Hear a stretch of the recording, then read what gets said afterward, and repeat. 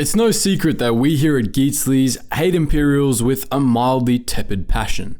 Throughout its time, the Imperial military stood against everything the Republic had ever professed to support: freedom of speech and movement, equality, peace, independence. From the very beginning, the newly renamed Imperial military ruled the galaxy with an iron fist, earning them the hatred of many of those they oppressed. But it wasn't just us and their victims that hated them. As you might expect from an organization built on backstabbing and corruption, there were many factions within the Imperial military itself that absolutely hated one another. In today's video, we'll be exploring two of those relationships and the deeper issues that underscored these hatreds.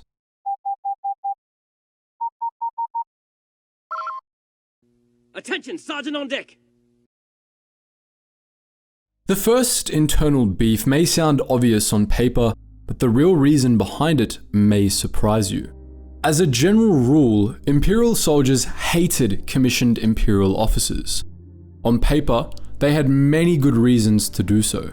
Imperial officers, as a rule, treated their troops like cannon fodder and didn't care at all if they lived or died. They abused their power routinely, either dishing out unjust punishments for even the smallest perceived slights, or throwing their underlings under the bus when they made a mistake. If an officer didn't like you and branded you a traitor, any military trial that followed was usually just a perfunctory service, and common soldiers didn't get much chance at justice. That is, if they even made it to a trial and weren't executed on the spot. In short, Imperial officers were abusive, corrupt, and that made life for everyone under them hell. That by itself is a good reason to hate them, but it isn't the only one. Another, more subtle reason that commissioned officers were hated was because, in many cases, they were blatantly incompetent and had done nothing to earn their rank. But how had they gotten it, you might ask? The short answer is nepotism. In an ideal army, officers are promoted to their stations based on their merit.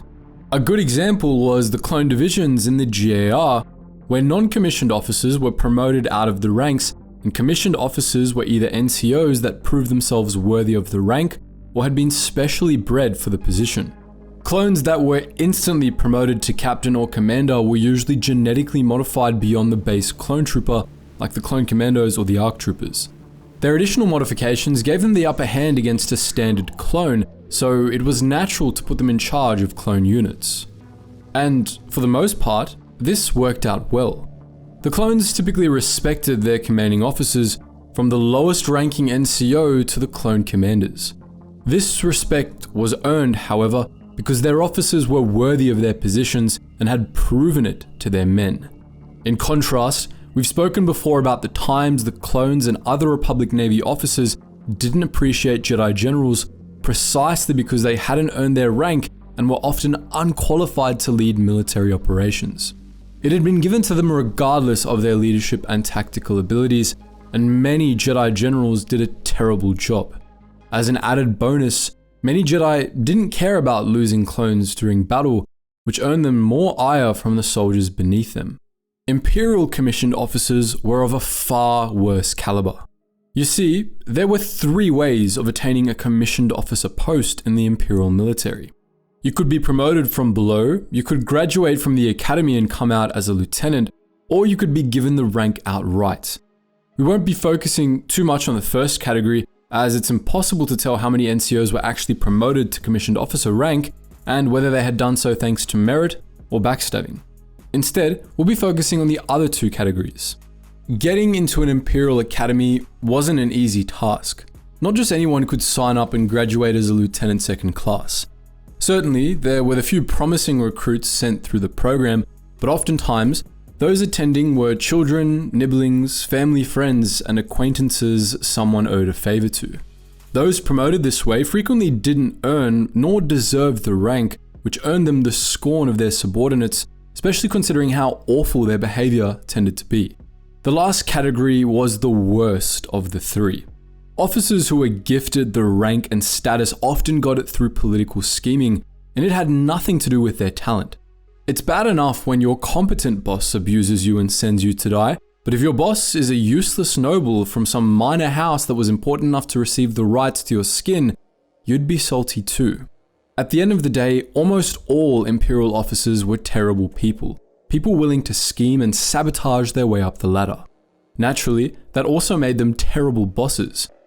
But Imperial officers dished out as much hate as they got back, but not from the common trooper. Instead, Imperial officers had it out for a very specific category of soldier: clones. As you all know, clone troopers were genetically modified during production to be smarter, stronger, faster, more obedient, and more focused on teamwork.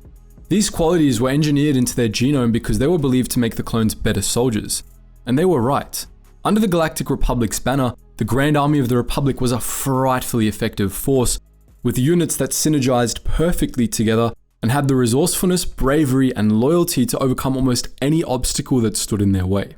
So, initially, it might come as a surprise that Imperial officers hated them.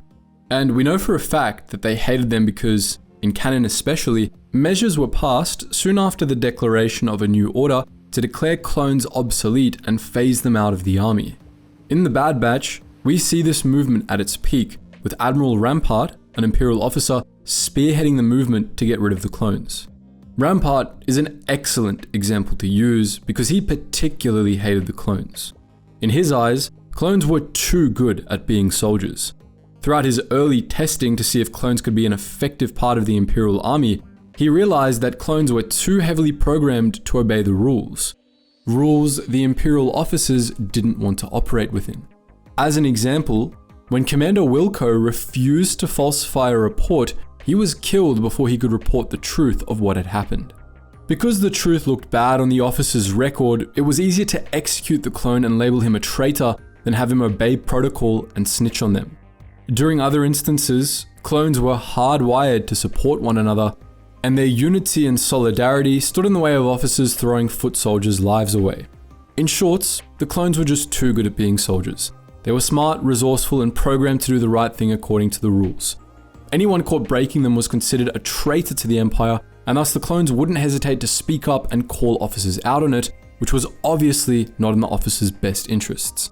Simply put, the clones were designed to believe their officers had good intentions, and often didn't understand the underhanded tactics they employed, which made them a liability. The Empire didn't want good soldiers. It wanted loyal, obedient soldiers that would do as instructed, no matter how morally wrong or reprehensible the order was. It wanted soldiers that feared their commanding officers and would keep their mouths shut. In the end, that's why they replaced the clone troopers with stormtroopers, even if the clones were objectively better at their jobs in every conceivable way. The stormtroopers could be counted on to blindly follow orders no matter what, and they had a healthy dose of fear for their superiors. Sure, the official legislation cited other factors, such as the clones being a liability because they had turned on the Jedi, or because they were fast approaching retirement age. But these were never the real reason, but a smokescreen for the farce that was the Imperial Senate. And so, the most loyal of all soldiers were left to die homeless, unemployed, and facing an uncertain future of rapid aging and no measurements in place to support them in retirement. And people wonder why we have a burning hatred for Imperials. But what do you think? What do you think was the worst part of having an Imperial officer as your boss? Would you have ever voluntarily joined the Imperial military? Let us know your thoughts in the comment section below. And as always guys, thank you so much for watching, and I hope to see you in the next video.